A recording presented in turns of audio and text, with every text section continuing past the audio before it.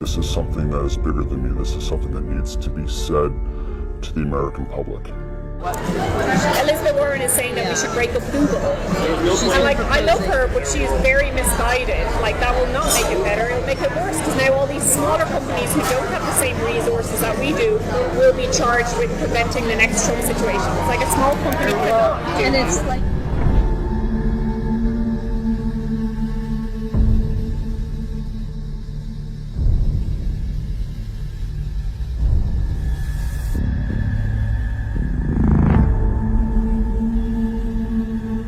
Earlier this year, a Facebook insider exposed deboosting of conservatives on Facebook. That insider inspired someone at Pinterest to come to Project Veritas with his story. Last week, we released a report from the Pinterest insider Eric Cochran detailing censorship of pro-life and Christian content. The tech companies can't fight us all. Today, we bring you a Google insider, a brave man who came forward and brought us a story that will scare you. A couple weeks before the Google insider came forward, Project Veritas secretly recorded with Jen Janai, a Google executive. Janai talks about making sure when people search for things through machine learning algorithms, Google's political agenda is always present. We all got screwed over in 2016. Again, it wasn't just us, it was the people got screwed over, the news media got screwed over, everybody got screwed over, so now we're rapidly being what happened there? How do we prevent it from happening again? Right after Donald Trump won the election in 2016, the company did a complete 180 in what they thought was important. Jen Janai is the head of responsible innovation at Google Global Affairs. She determines policy and ethics for machine learning, or artificial intelligence. What we've learned is that AI is increasingly what Google search is all about. The reason we launched our AI principles is because people were not putting that line in the sand, and they were not saying what is fair and what's equitable. So we're well, we are a big company, we're going to say it.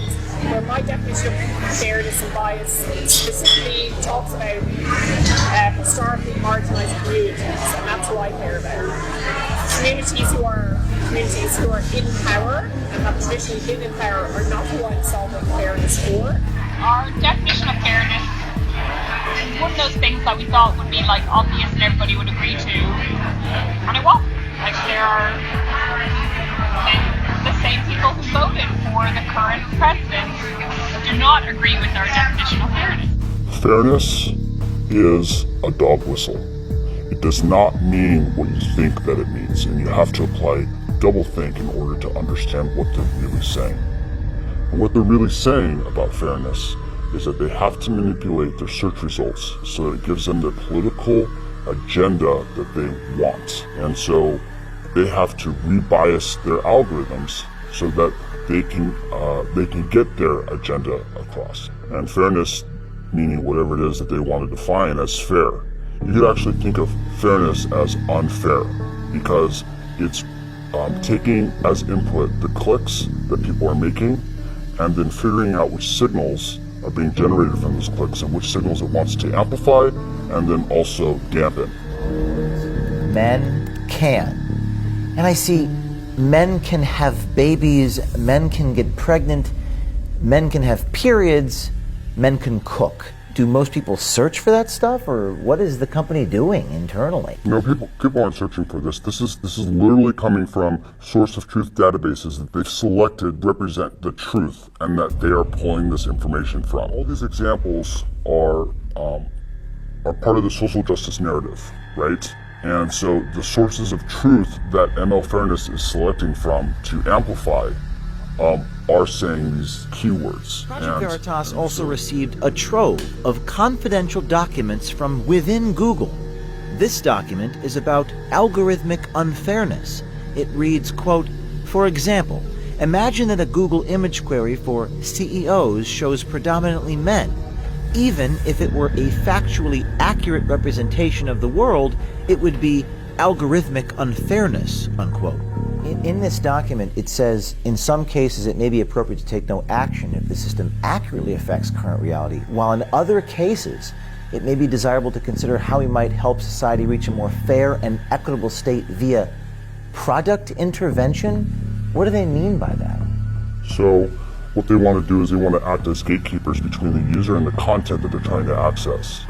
And so they're going to come in, they're going to filter the content, and they're going to say, actually, we don't want to give the user access to that information because it's going to create an outcome that's undesirable to us.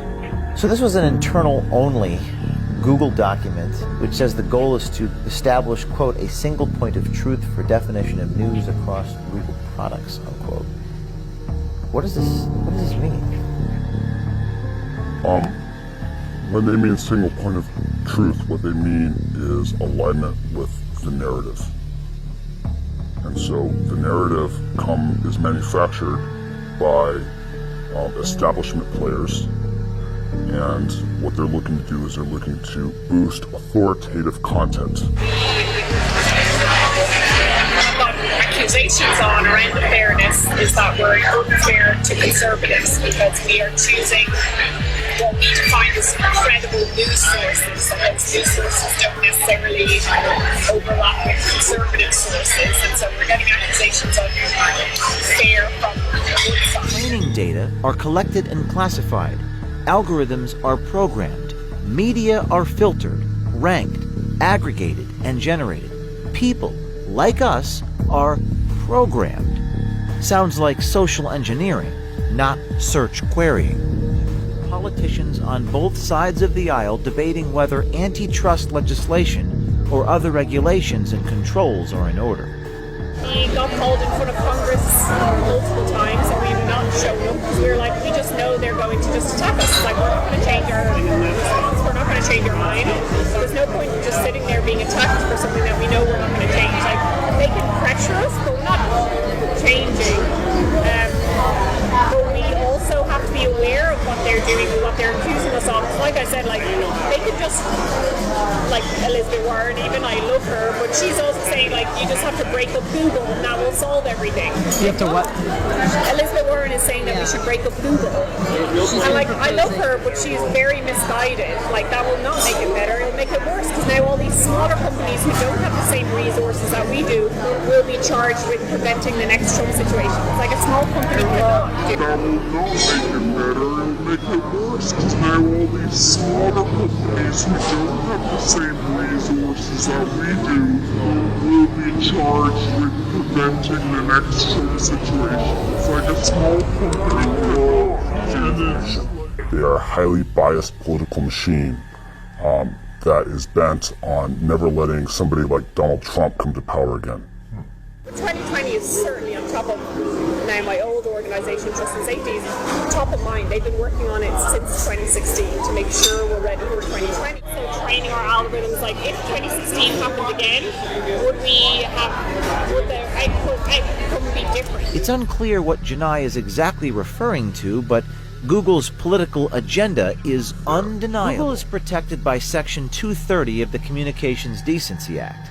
It says, quote, no provider or user of an interactive computer service shall be treated as the publisher or speaker of any information provided by another information content provider, unquote.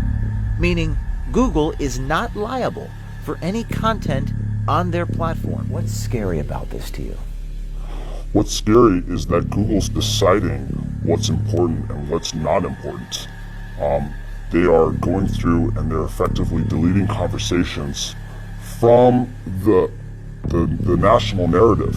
It reminds me of a book called 1984, and that should have been a warning. 1984 should not be a user manual on how to run society.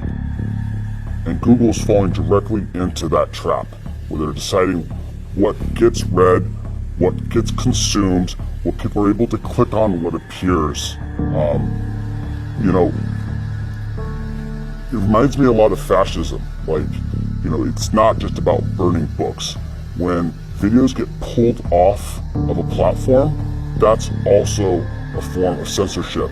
I've been living this for, years. And so, it's like, yeah, that's what it is. And for other people, it's shocking. But for me, it's like, this is why I'm coming forward.